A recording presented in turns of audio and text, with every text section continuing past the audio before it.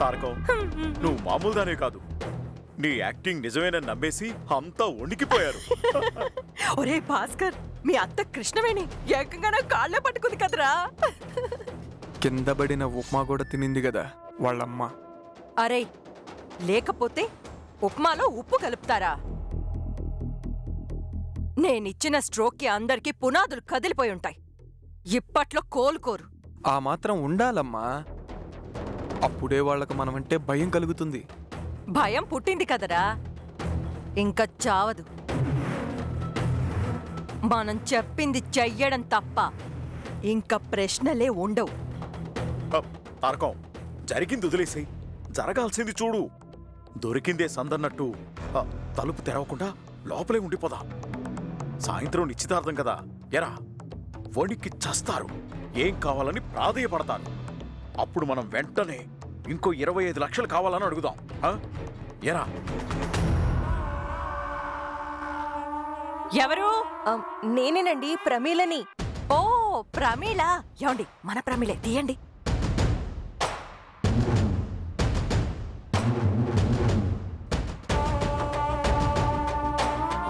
రా మా ప్రమీల, రా.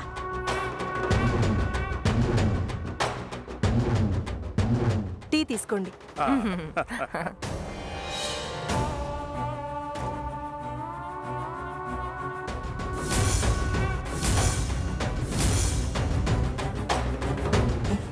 మీలో చాలా ఉంది తారకం గారు, ఇప్పుడే తెలిసింది. మా వాళ్ళందర్నీ భలేగా మీ కాలు కింద పెట్టేసుకున్నారు. మీలో ఉన్న తెలివితేటలు నాకు కొంచెం వచ్చుంటే నాకీ పాటికి పెళ్ళిడికొచ్చిన పిల్లలుండేవాళ్ళు.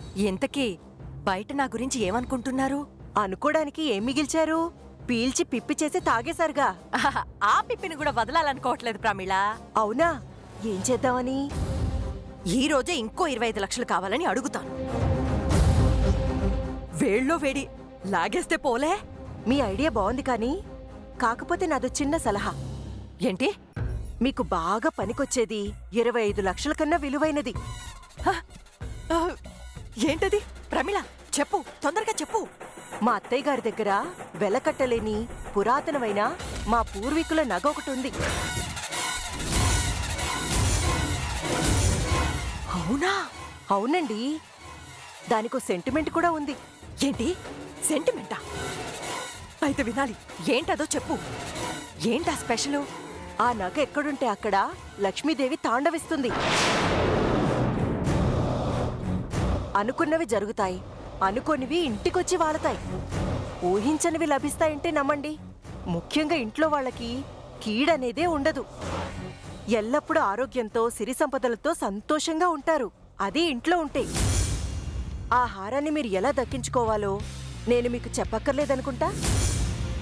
మీ తెలివితేటల ముందు నేనెంత?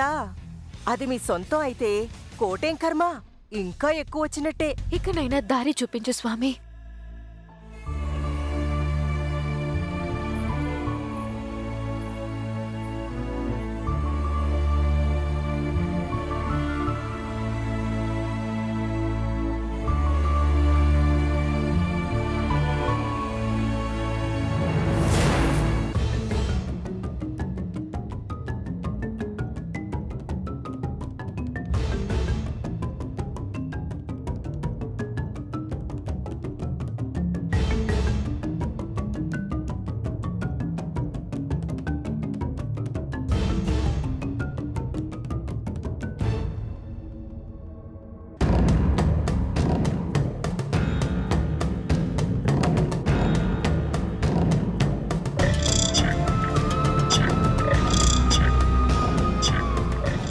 అమ్మెందుకు అలా చెప్పింది కృష్ణ?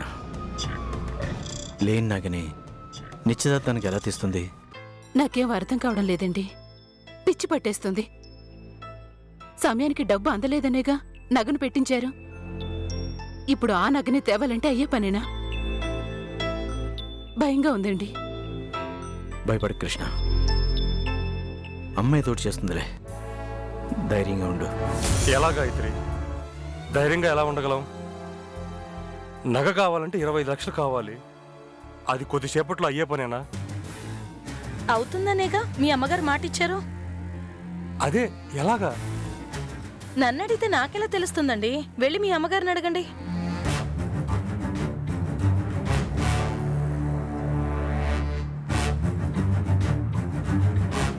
విశ్వనాథ, అమ్మా అక్కడే ఆగిపోయావేంటమ్మా? లోపల రా.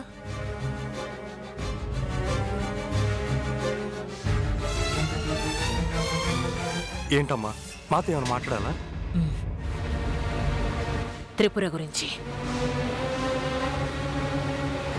మేము దాని గురించి ఆలోచిస్తున్నామమ్మా. ఇప్పటికిప్పుడు 25 లక్షలు ఎలా వస్తాయని ఆలోచిస్తున్నాం. మాట ఇచ్చేసాము. ఏం చేయాలనుకుంటున్నావమ్మా? అడగడం భావ్యం కాదు, కానీ తప్పడం లేదు. తప్పుగా అనుకోవనే అనుకుంటున్నాను. వచ్చిన కష్టంలో నువ్వెప్పుడు సహాయపడతానన్నా నేనే ఎప్పుడు వద్దంటూ వచ్చాను.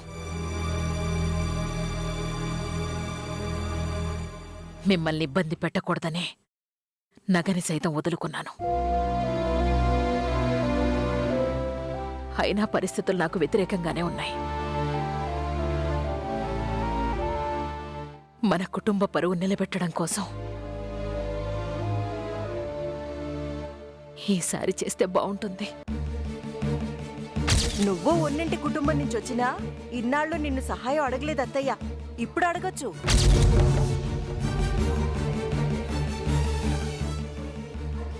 అమ్మా సమయానికి కూడా గుర్చేసావు.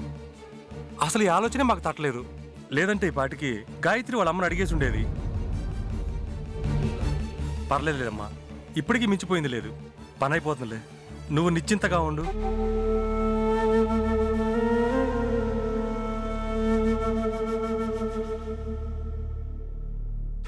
మనకందగానే ఇచ్చేద్దాం విశ్వనాథ. అంత కంగారు ఎందుకులేమ్మా, నిదానంగా ఇద్దాంలే. లేదురా, వీలైనంత తొందరలోనే ఇచ్చేద్దాం. అవసరానికి ఆదుకున్న వాళ్ళని ఎదురు చూసేలా చెయ్యకూడదు. సరే అమ్మా, నీ ఇష్టం. నువ్వు ఎలా అంటే అలా. నువ్వు దిగులు పడకు, నీ మాట నిలబడుతుంది. మీరు చేస్తున్న సహాయాన్ని ఎప్పటికీ మర్చిపోం బాబాయ్. దారి తెలియక చీకట్లో చిక్కుకున్న మాకు వెలుతురుని చూపిస్తున్నారు. ఈ సాయాన్ని ఎప్పటికీ గుర్తుపెట్టుకుంటాం. పెద్దబాబు, ఏంట్రా పెద్ద పెద్ద మాటలు మాట్లాడుతున్నావు? నేనేమైనా పరావేనా? త్రిపుర మాకు బిడ్డే కదా, కలిసి ఉంటున్నాం. కష్టాలు కలిసి పంచుకోపోతే ఎలాగా? అవకాశం ఉండి చేయందించకపోతే ఎలారా? ఇంక ఈ విషయం గురించి ఆలోచించడం మానేసి నిశ్చితార్థం పనులు చూసుకో.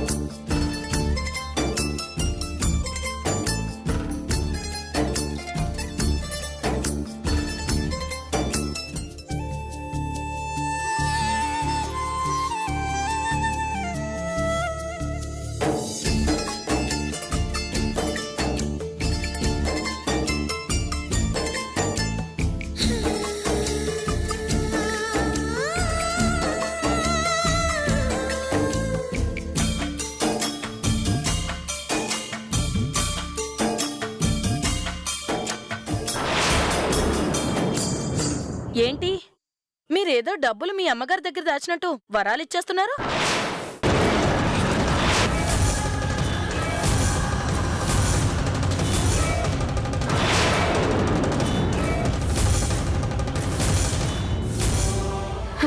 ఏం చేస్తావురా? ఏం చేస్తావు? నా చావుకి నువ్వేంట్రా పర్మిషన్ ఇచ్చేది? బ్రతికుండి మరి నేను మర్చిపోలేను. మనసును చంపుకొని ఆ నీచుణ్ణి పెళ్లి చేసుకోలేను.